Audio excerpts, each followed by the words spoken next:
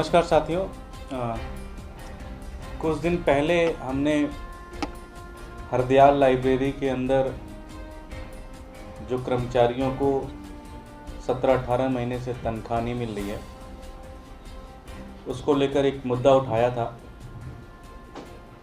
उसके बाद से उस मुद्दे को लेकर बहुत सारी ऐसी जानकारियां आई हैं जो दिल्ली की जनता के सामने रखना बहुत ज़रूरी है, जो मीडिया के बंधुओं के सामने रखना बहुत ज़रूरी है। साथियों, इस हरदयाल लाइब्रेरी की सचिव पूनम परासर जी रही हैं। पूनम परासर जी भारतीय जनता पार्टी की बहुत बड़ी नेता हैं। पूनम परासर जी उनकी महिला विंग की अध्यक्षा भी रही हैं और पूनम परासर जी भारतीय जनता पार्टी के किरारी से विधायक रहे अनिल झा जी की पत्नी भी हैं। यहाँ पे एक मैनेजमेंट कमेटी होती है, जो बेसिकली मैनेजमेंट कमेटी सारा डिसीजन लेती है। उस मैनेजमेंट कमेटी का चुनाव होता है। पहली स्लाइड। इस मैनेजमेंट कमेटी के चुनाव में नोटिफिकेशन आता है 25 तारीख को और कहा जाता है कि फॉर्म आप 1 तारीख को, 2 तारीख को और 3 तारीख को फॉर्म भर सकते हैं। लेकिन 1 तारीख को छुट्टी है, 3 तारीख को छुट्टी है, सिर्फ 2 तारीख को समय दिया गया फॉर्म भरने के लिए। 6 लोगों ने फॉर्म भरा। वोटिंग के दिन 2 लोगों ने अपना नॉमिनेशन वापस ले लिया और चारों लोग निर्विरोध चुन लिए गए। और जो लोग चुने गए उसमें से एक व्यक्ति अनिल झा जी खुद हैं। तो पूनम परासर जी के हस्बैंड, पति महोदय, वो खुद इस मैनेजमेंट कमेटी के एक मेंबर चुने गए निर्विरोध तरीके से। तो सबसे पहला प्रश्न ये उठता है कि क्या ये एक फेयर चुनाव था? क्या दूसरी पार्टी को मौका दिया गया कि वो चुनाव में पार्टिसिपेट करे? आप वो कह सकती हैं कि भाई चुनाव हुआ, निर्विरोध चुने गए।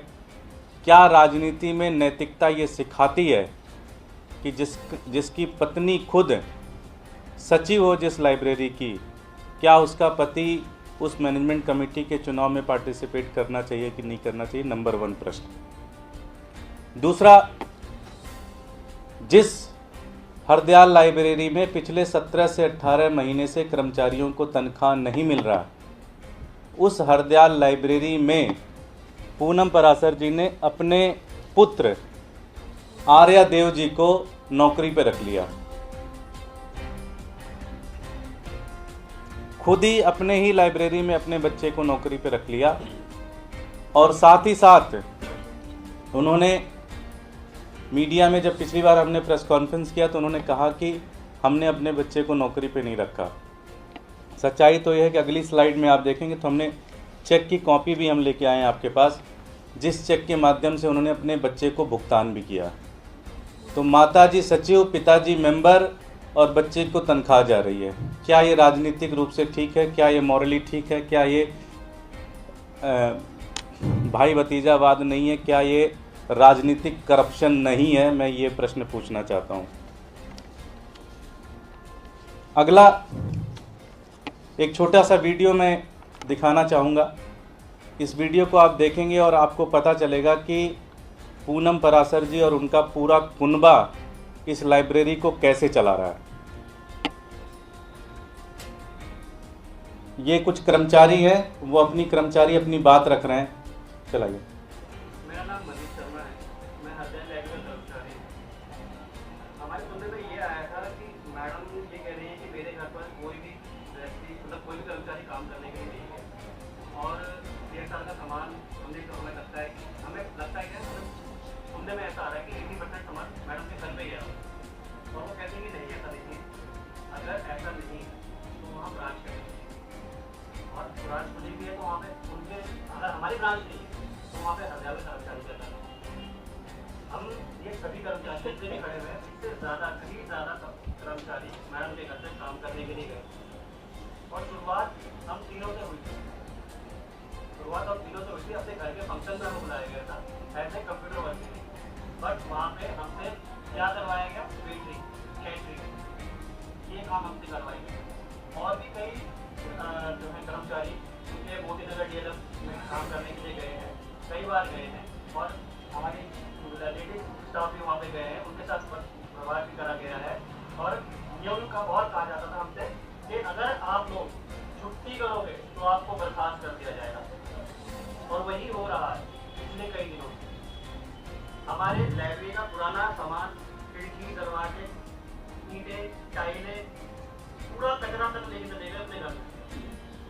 वहाँ ले जाके सुनने में आया कि बेच दिया।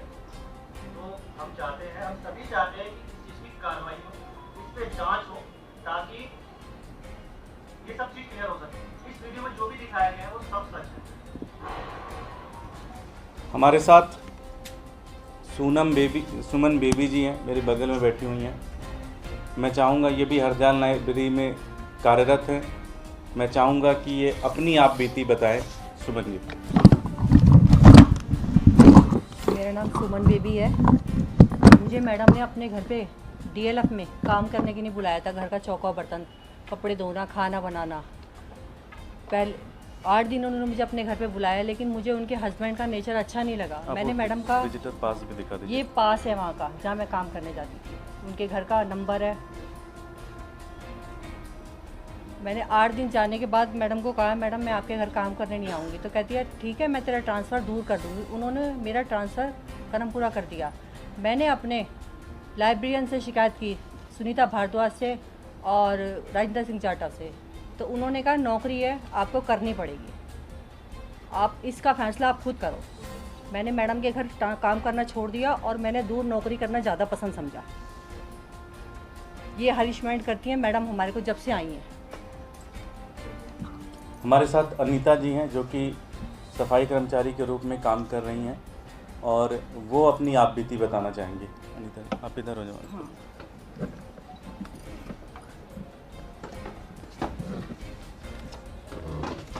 सर, मेरा नाम अनीता है। हमें 1 जुलाई 2020 को परमानेंट कर दिया गया था। ये हमारे परमानेंट लेटर हैं। और जब से पूनम पराशर झा जी आई हैं, उन्होंने हमारी सैलरियाँ काट के और अपने बेटे को और पता नहीं किसके 6 लोगों को भर्ती कर लिया। तो हमारे साथ तो वोट जाती हुई है। हम लोगों को भैया दोज वाले दिन ड्यूटी पे बुलाया जाता है, जब सिर्फ मुझे अकेली को बुलाया जाता है, सिर्फ वहाँ पे झा साहब, अनिल झा साहब और 1-2 स्टाफ होता है। तो हमें धमकियाँ भी दी जा रही है। आज हम यहाँ हैं, अब पता नहीं कल हमें क्या धमकी मिलेगी। हमारी नौकरी का भी खतरा है और हमें हर तरह का मतलब खतरा बना हुआ है, क्योंकि हम 17-18 सालों से काम कर रहे हैं वहाँ पे और हर चीज़ की दिक्कत है। जब से मैडम आई है तो हमें और उनके हस्बैंड हमें ज़्यादा परेशान करते हैं। एक तो सैलरी नहीं मिल रही, ऊपर से 17 महीनों से 17-18 महीने से सैलरी नहीं मिल रही है। दूर ड्यूटी पे बुलाया जाता है और एक महीने में 70-70, 80-80 लोगों के ट्रांसफ़र, सस्पेंड, मीमो दिए जाते हैं हम लोगों को। और हमारे एक बार अभी फंक्शन किया था मैडम ने, तो माननीय अजय कुमार मिश्रा जी आए थे।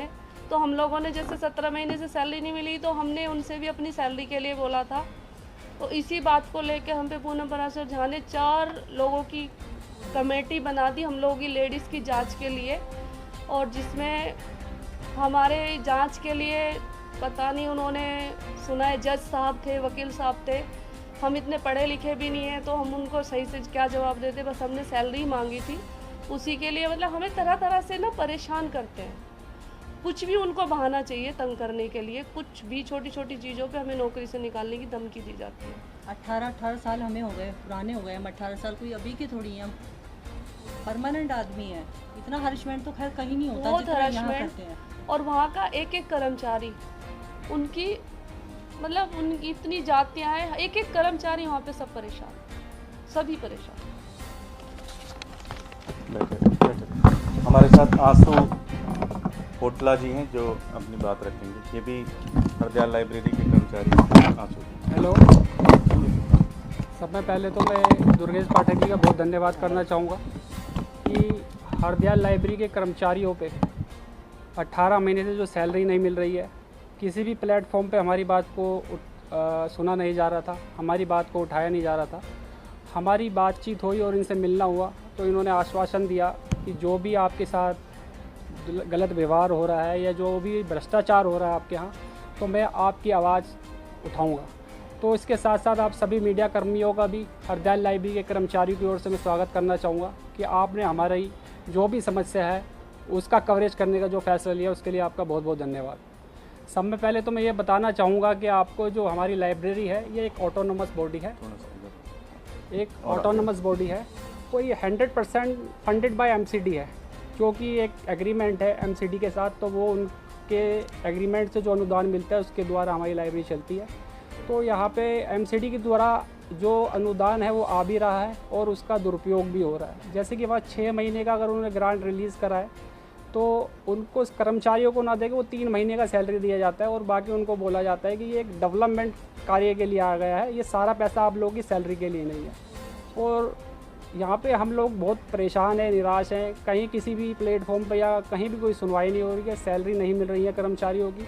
और यहाँ पे इतना भ्रष्टाचार है कि हमारे जो कर्मचारी हैं उनको इतना प्रताड़ित किया गया है, जिसके संबंध में उन्होंने दिल्ली सफाई कर्मचारी आयोग के अंदर अपनी कंप्लेंट भी उठाई है और सेक्रेटरी पूनम पराशर जी के खिलाफ़।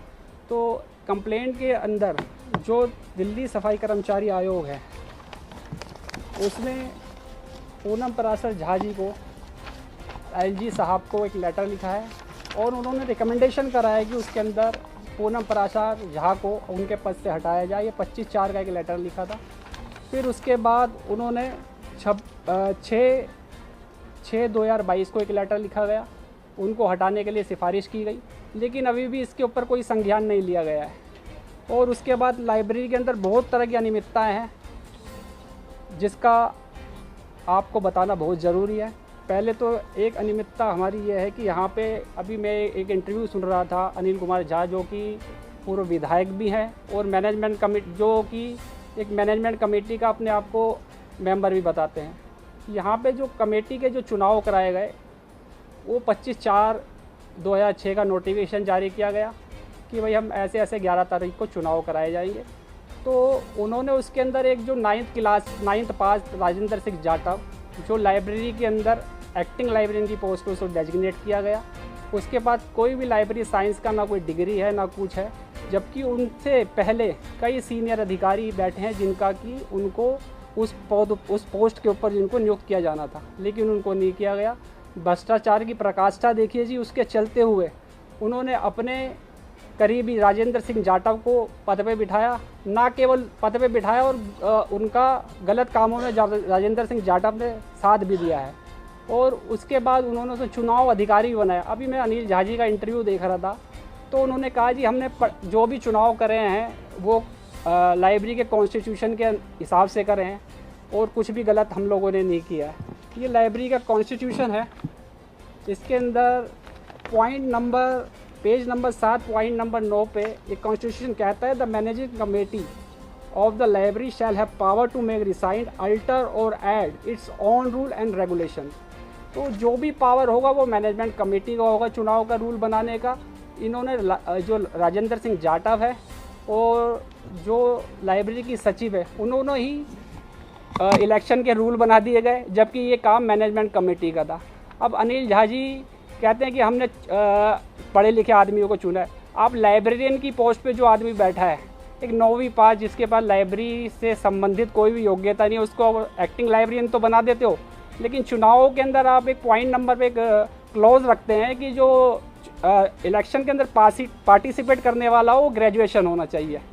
ये अपने आप में एक हास्यास्पद बात है, जो कि बहुत ही दुर्भाग्यपूर्ण है कि हमारे देश में ऐसा भी कुछ एक इंस्टीट्यूशन है हरदयाल लाइब्रेरी जहाँ पे ये चीज़ें चल रही है। और उसके बाद इन्होंने हमारे यहाँ एक एफडी हुआ करती थी सब्सक्राइबर मेंबर की, 20 लाख रुपए की एफडी थी, उसको तोड़ा गया और बिना फाइनेंशियल अप्रूवल के वहाँ एक चिल्ड्रन सेक्शन खोला गया। क्योंकि हम कुछ भी अगर हम खर्चा करते हैं या कुछ भी करते हैं उसका फाइनेंशियल अप्रूवल लेना बहुत ज़रूरी है पहले, और उस फाइनेंशियल अप्रूवल नहीं लिया गया। और जैसे कि एक जनरेटर हुआ करता था हमारे यहाँ पे, जो जयश्री पवार थी मेयर साहब, तो उनके टाइम में वो आया था जनरेटर, तो उसको बिना उसका टेंडर प्रक्रिया पूरा करे और उसको बेच दिया गया। तो ऐसे तो मैं अगर आपको इतना भ्रष्टाचार है कि अगर मैं गिनाने बैठूंगा तो आपको बहुत समय हो जाएगा। और अपनी बातों के साथ मैं यही यहाँ समाप्त करता हूँ। बहुत बहुत धन्यवाद आप लोगों का।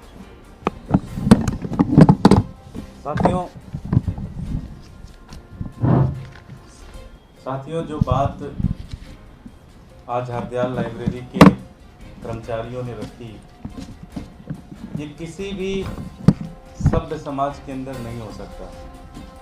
पहले तो आप अपने पति को एक ऐसे चुनाव प्रोसेस के माध्यम से आप उनको मेंबर बनाते हो, आप अपने बेटे को नौकरी पे रखते हो, उनको तनख्वाह देते हो, और फिर कर्मचारियों को आप अपने घर पे बुलाकर चौका बर्तन करवाते हो, साफ सफाई का काम करवाते हो। ये तो बहुत ही गलत है, बहुत ही घृणित काम है। ये तो कोई भी सभ्य समाज के अंदर ये चीज़ें नहीं हो सकती। मैं भारतीय जनता पार्टी के प्रदेश अध्यक्ष श्री आदेश गुप्ता जी से ये मांग करता हूँ कि आपके अंदर अगर जरा सी भी नैतिकता बची है तो आपको ऐसे लोगों को अपनी पार्टी के अंदर कोई स्थान नहीं देना चाहिए। ऐसे लोगों को तुरंत आप भारतीय जनता पार्टी से बाहर निकालें। दूसरी, कुछ दिन पहले हमने दिल्ली के उपराज्यपाल जी को पत्र भी लिखा था, मिलने का समय मांगा था, समय तो नहीं मिला अभी तक, लेकिन आज हम उनको सारी सबूतों के साथ आज हम उनको एक पत्र भी लिख रहे हैं और उनसे हम मांग करते हैं कि इसके ऊपर आप एक इंडिपेंडेंट जांच इंक्वायरी बिठाइए।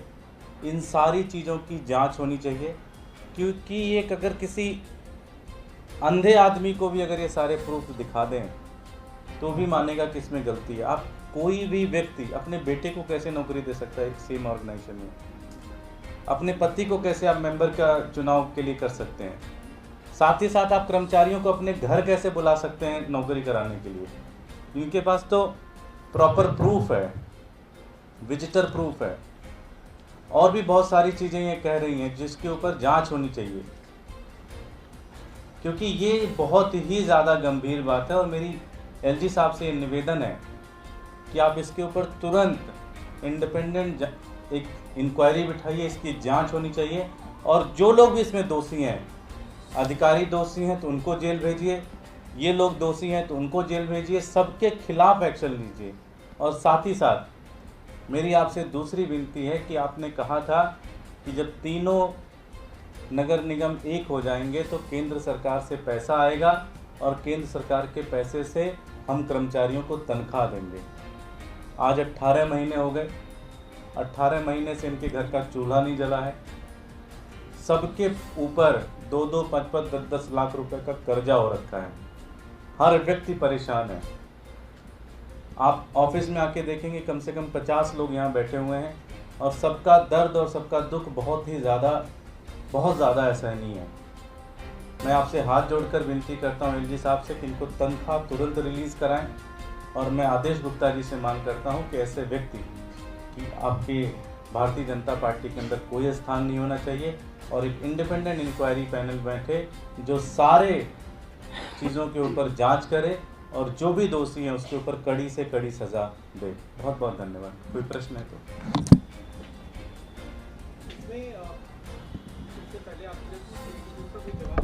कोई जवाब नहीं आया उसके ऊपर कोई अभी तक कोई करस्पॉन्डेंट नहीं है। मैंने मिलने का समय मांगा था, मैंने सोचा था कि कर्मचारियों को ले जाकर एलजी साहब से मिलवाऊंगा, वो फर्स्ट हैंड सारे दुख दर्द को सुनेंगे तो ज़्यादा बेहतर होगा। मैं अभी भी उनसे समय की मांग करता हूं, अगर वो बुलाएं तो मैं ज़रूर उनसे मिलने आऊँगा और ये बात रखूँगा। साथ ही साथ आज हम प्रूफ उनको एक डॉक्यूमेंट भी भेज रहे हैं।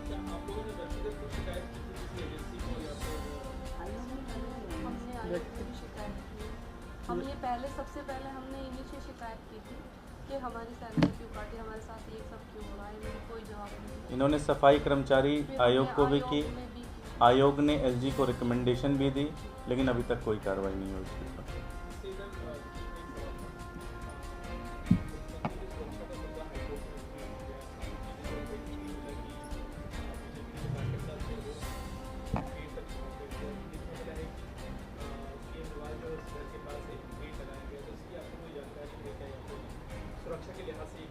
नहीं, हम तो देखिए एक ही चीज़ मांग करेंगे दिल्ली पुलिस से कि जिस तरह से पिछले कई सालों से देखा जा रहा है मुख्यमंत्री अरविंद केजरीवाल जी की सुरक्षा के साथ, ऐसा लगता है कि जानबूझ के खिलवाड़ किया जा रहा है। भारतीय जनता पार्टी के राष्ट्रीय युवा अध्यक्ष अपने गुंडों के साथ मुख्यमंत्री के घर के चौखट पर चले जाते हैं, उनका दरवाज़ा पीटते हैं, उनकी गेट तोड़ने की कोशिश की जा रही है, गेट के ऊपर छलांग लगाने की कोशिश की जा रही है। उससे लगभग, अगर आपको ध्यान होगा, कुछ महीने पहले जब भारतीय जनता पार्टी के कार्यकर्ता और भारतीय जनता पार्टी के मेयर और भारतीय जनता पार्टी के काउंसलर अरविंद केजरीवाल जी के घर के सामने 3 से 4 दिन तक गेट पे जाके बैठ गए, उनको किसी दूसरे रास्ते से सारी कार्रवाई करनी पड़ी, काम करना पड़ा कई दिनों तक। पूरा सीएम का जो घर है वो एक तरीके से लोगों ने एक तरीके से अगवा कर लिया था। तो भारतीय जनता पार्टी लगातार ये कोशिश में है कि किस तरह से अरविंद केजरीवाल जी की सुरक्षा के साथ खिलवाड़ किया जाए। और मुझे ध्यान है कि सुप्रीम कोर्ट जी का, हाई कोर्ट का भी मैं बहुत बहुत धन्यवाद करूंगा कि उन्होंने इस मामले को लेकर दिल्ली पुलिस को भी बहुत लताड़ा है। और आशा करते हैं कि दिल्ली पुलिस राजनीति से उठकर सुरक्षा प्रदान करेगी, दिल्ली के मुख्यमंत्री को भी सुरक्षा प्रदान करेगी और दिल्ली के लोगों को भी सुरक्षा प्रदान करेगी। आज दिल्ली के अंदर पिछले साल के मुकाबले 15% क्राइम बढ़ गया है। तो हम आशा यही करते हैं दिल्ली पुलिस राजनीति ना करे, दिल्ली पुलिस भारतीय जनता पार्टी के नेताओं के इशारे पे ना चले और जो उसको काम दिया गया संविधान के रूप में जो काम दिया गया उस काम को पूरा करे।